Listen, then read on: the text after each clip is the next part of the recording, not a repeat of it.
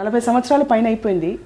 మామూలుగా కొద్దిగా ఒక 2-3 ఏళ్ళు లేకపోతే 5-6 ఏళ్ళు పాడేసిన వారే ఇంకా చాలే అని అనుకునో లేకపోతే అంత ఉత్సాహం అదే ఊపు చూపించకుండా కొంత వెనకాడడం ఇవన్నీ చేస్తూ ఉంటారు. మీకు 40 సంవత్సరాలు అయ్యాక కూడా ఇప్పుడు కూడా ఒక పాట పాడుతుంటే అదే ఉత్సాహాన్ని మొదటిసారి మీరు పాడుతున్న అనుభూతిని పొందే ప్రయత్నం చేస్తుంటారు.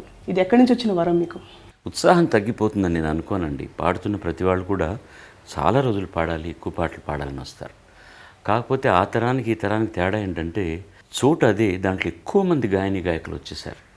సో ప్రతి వాళ్ళకి అక్కడక్కడ అవకాశాలు వస్తున్నాయి. కానీ ఎవరన్నా ఒక నలుగురిని తీసుకుని వాళ్ళని బాగా సానబట్టి వాళ్ళకి ఎక్కువ అవకాశాలు ఇస్తే వాళ్ళు కూడా ఎక్కువ రోజులు ఉంటారు.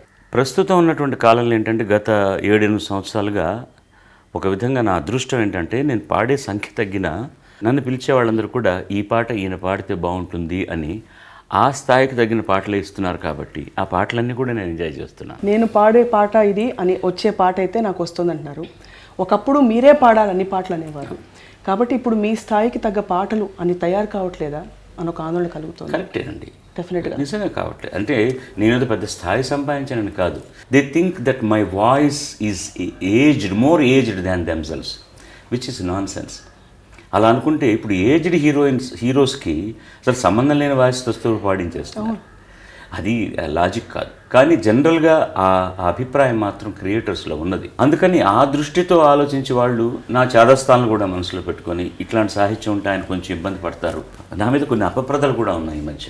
99% మ్యూజిక్ డైరెక్టర్లు అందరూ కూడా వాళ్ళ రేంజ్లో పాడేసి వాళ్ళ ట్రాక్లు తీసేస్తారు.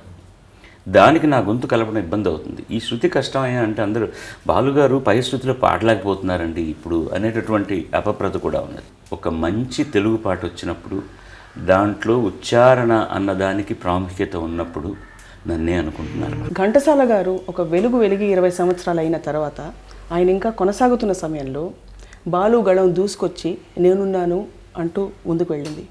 బాలు గారి తర్వాత ఇప్పుడు నేనున్నాను అంటూ నిజంగా బలంగా ఉనికిని ఎస్టాబ్లిష్ చేసే గొంతులు కానీ పాఠాంతరం కానీ ఏవి రావట్లేదు. దీనికి కారణం ఏంటి సార్?